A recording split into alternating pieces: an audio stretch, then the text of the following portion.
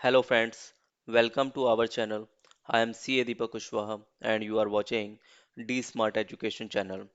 आज का हमारा टॉपिक है section 80TTA and section 80TTB of income tax act 1961. So basically section 80TTA and section 80TTB are almost same sections but yes कुछ places हैं जहाँ पर section 80TTA and section 80TTB differ करते हैं जैसे कि eligible assessee and kinds of deposits and quantum of deduction. और हम इस वीडियो में हम सबसे पहले हम रीड करेंगे सेक्शन 80 टीटीए के बारे में, देर आफ्टर हम रीड करेंगे सेक्शन 80 टीटीबी के बारे में एंड फाइनली हम section 80 TTA and section 80 TTB related example देखेंगे। तो चलिए हम वीडियो की शुरुआत करते हैं with section 80 TTA. First of all, Section 80TTA is related to deduction in respect of interest income on deposits in saving accounts. And Section 80TTA was introduced by government to give some deduction to certain assessee from gross total income includes interest income from saving account. That means अगर assessee की gross total income में कोई interest income include है जो कि generate हुई है on a saving account पर, तो वहां पर गवर्नमेंट क्या है कुछ डिडक्शन देना चाहती है as per section 80 A. But yes, section 80 A आपका अवेलेबल नहीं होगा सभी एसएससीज को। तो चलिए देखते हैं हम कि यहाँ सेक्शन 80 ए के लिए कौन कौन एलिजिबल एसएससी है। Eligible assessee under section 80 A is an individual और Hindu undivided family, that means an HUF. जो ये बोल्ड हो रखा है येलो कलर में, अभी हम इसको इग्नोर करके चलेंगे ऑल्दो ये रेलिवेंट है, बट हम इसको लिंक करेंगे विद सेक्शन 80 बी से।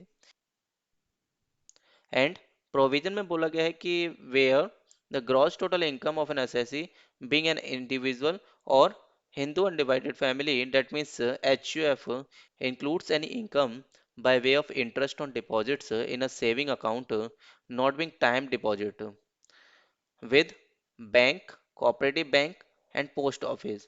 दैट मीन्स यहाँ पे बोला गया कि जो इंटरेस्ट इनकम है वो जनरेट होनी चाहिए on deposits in a saving account.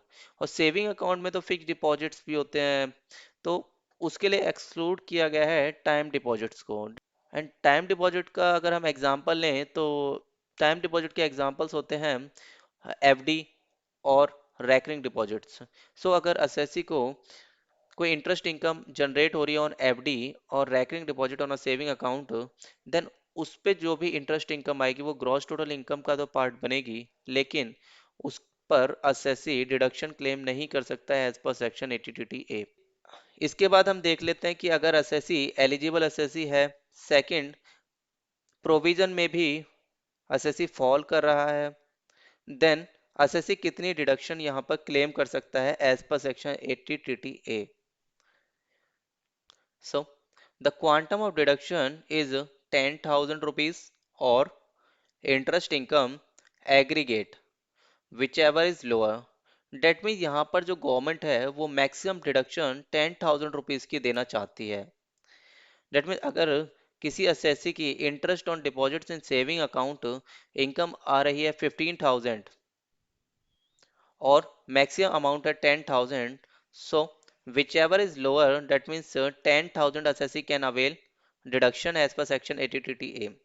Similarly अगर इंटरेस्ट इनकम assessee को जनरेट हो रही है रुपीज 5,000 की, देन इस केस में क्या होगा 5,000 और 10,000 whichever is lower, that means assessee can claim rupees 5,000 as deduction as per section 80 A। चलिए हम इसके बाद इसे एक बार हम क्रक्स से भी पढ़ लेते हैं कि एक क्रक्स में क्या है, और वहां से आप एक्चुअली इसको इजी वे में आप इसको लर्न कर सकते हैं।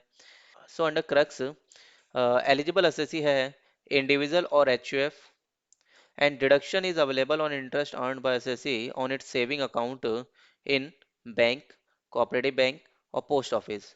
दैट मीन्स अगर एसएससी एलिजिबल एसएससी है और प्रोविजन में भी फॉल कर रहा है तो उस केस में एसएससी डिडक्शन क्लेम कर सकता है इंटरेस्ट इनकम और 10,000 which ever is lower, provided. हम इसके कुछ एक्सेप्शन भी देख लेते हैं कि किस सिनेरियो में असेसी डिडक्शन क्लेम नहीं कर सकता as per section 80 A. So first है, no deduction shall be available to assessee in respect of fix deposit और रैकरिंग डिपॉजिट। ये हमने ऑलरेडी ऊपर पहले ही कवर कर चुके हैं। चलिए सेकंड एक्सेप्शन देखते हैं। If interest income is derived from any deposit in a saving account held by, अभी हम इतने पार्ट को इग्नोर करते हैं और फिर इसको रीड करते हैं। एक बार फिर से हम एक बार इसको रीड कर लेते हैं। इस बार हम येलो पार्ट को इग्नोर करेंगे। If interest income is derived from any deposit in a saving account held by a firm or an AOP or BOI, then no deduction shall be allowed in respect of such income in the sense interest income, in computing the total income of any partner of a firm or any member of AOP or any individual of BOI. So second exception में बोला गया है कि अगर कोई firm AOP BOI earn कर रही है interest income on a deposits in a saving account and finally firm AOP और बीओआई इस इनकम को डिस्ट्रीब्यूट कर रही है अपने पार्टनर में या मेंबर्स में या इंडिविजुअल्स में रिस्पेक्टिवली। ओके, सो उस केस में जब पार्टनर, मेंबर और इंडिविजुअल की टोटल इनकम कंप्यूट करी जाएगी तो पार्टनर, मेंबर और individual deduction as per section 80 claim नहीं कर सकते। चलिए एक बार फिर हम एक्सेप्शन 2 को रीड करते हैं, बट इस बार हम बाय को इग्नोर करेंगे। If interest income derived from any deposit in a saving account held on behalf of a firm, AOP or BOI, then no deduction shall be allowed in respect of the income in computing total income of any partner of the firm or any member of AOP or any individual of BOI. That means अगर firm AOP और BOI के behalf में assessee saving account maintain कर रहा है in a bank, cooperative bank, post office, और saving account के deposits पर अगर कोई इंटरेस्ट इनकम जनरेट हो रही है तो उस पर भी एसएससी डिडक्शन क्लेम नहीं कर सकता है एज पर सेक्शन 80 ए। ओके, इसके बाद हम थर्ड एक्सेप्शन देख लेते हैं। Section 80 A is not available to senior citizen refer to in section 80 B but shall be available if senior citizen is a non resident. That means अगर SSC senior citizen है then SSC deduction claim कर सकता है as per section 80 B. सो उस case में 80 ए के लिए assessee eligible नहीं होगा। बट अगर असेसी सीनियर सिटीजन है बट नॉन रेसिडेंट है तो उस केस में असेसी 80 ए की ही डिडक्शन क्लेम कर सकता है। सो सेक्शन 80 ए यहीं तक है। अब चलते हैं हम सेक्शन 80 बी पर।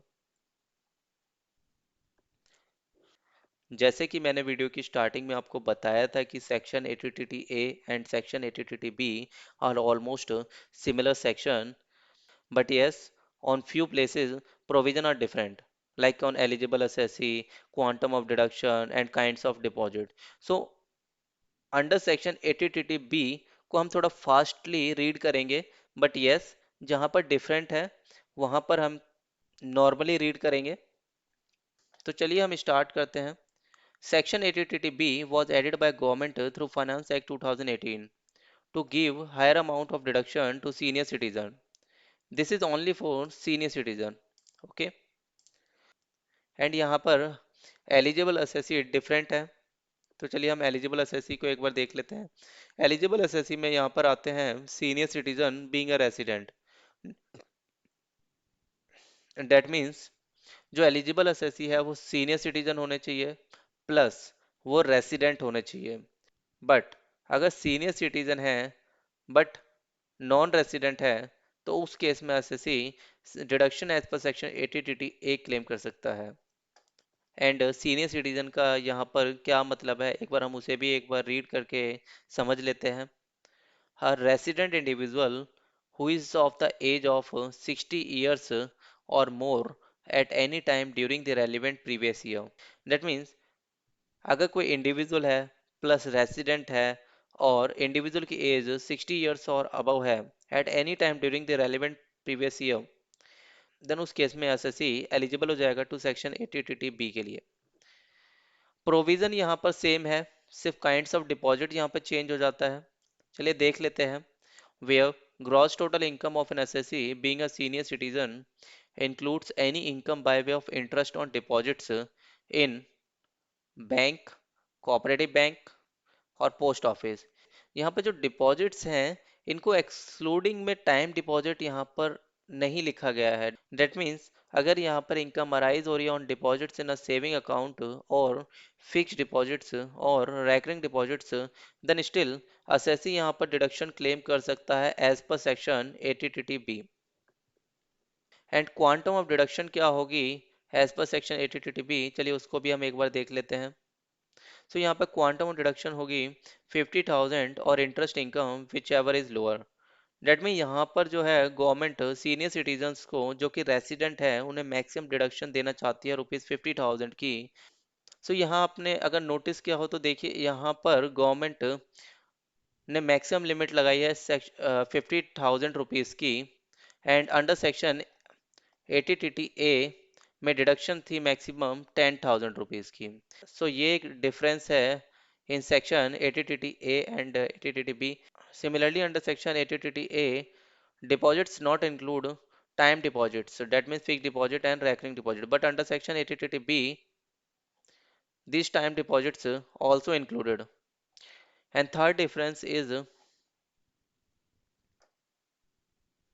eligible assessee. Here the eligible assessee is an individual or HUF, and in section 80 b eligible assessee is a senior citizen being a resident. चलिए हम एक बार ऊपर चल के एक बार येलो पोर्शन को हम रीड कर लेते हैं जो हम स्किप करके आए थे अंडर सेक्शन 80 ए में।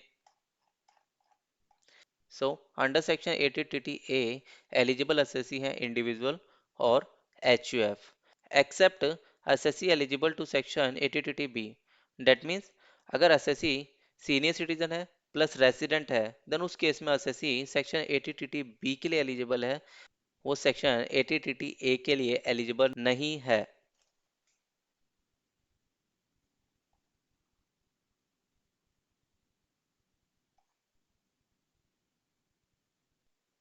चलिए हम एक बार सेक्शन 80 बी पे चलते हैं और सेक्शन 80 बी को हम क्रक से भी एक बार रीड कर लेते हैं। So, under section 80 B, eligible assessee is senior citizen being a resident. Plus provision is deduction is available on interest earned by assessee on deposits in bank, cooperative banks और post office. So, अगर assessee left box में cover हो रहा है that means this one, then उस case में assessee deduction claim कर सकता है maximum 50,000 और interest income, मीन जो भी लोअर होगा वो एसएससी क्लेम कर सकता है deduction as per section 80 B.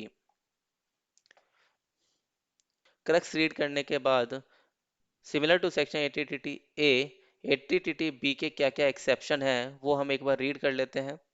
So first exception यहाँ पे सिमिलर है to section 80 A, that's why हम इस एक्सेप्शन को अब रीड नहीं कर रहे हैं। सिमिलरली सेकंड एक्सेप्शन है section 80 B is not available to senior citizen refer to in section 80 A.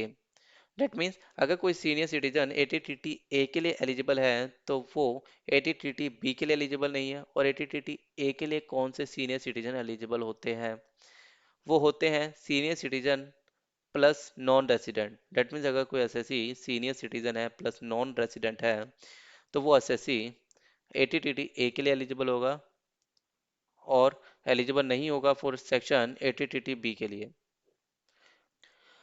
And I hope आपको यहाँ तक समझ आया है about the provision of section 80 A and section 80 B. And friends हम इस वीडियो के नेक्स्ट पार्ट में देखेंगे कुछ एग्जांपल्स जो कि बेस्ड है on section 80 A and section 80 B and section 87 A. And friends अगर आपको नहीं पता है about the provisions of section 87 A then आप आई बटन पर क्लिक करके जान सकते हैं about the provision of section 87 A. And alternatively आप डिस्क्रिप्शन सेक्शन में से लिंक पर क्लिक कर कर भी जान सकते हैं about the provision of section 87 A. Thanks for watching this video. If you like this video, please click on like button and share with your friends as much as possible so that others can also obtain tax knowledge and benefits. Also viewers, you can subscribe our channel for future videos. Let's we will meet in our next video. Till the time, bye bye.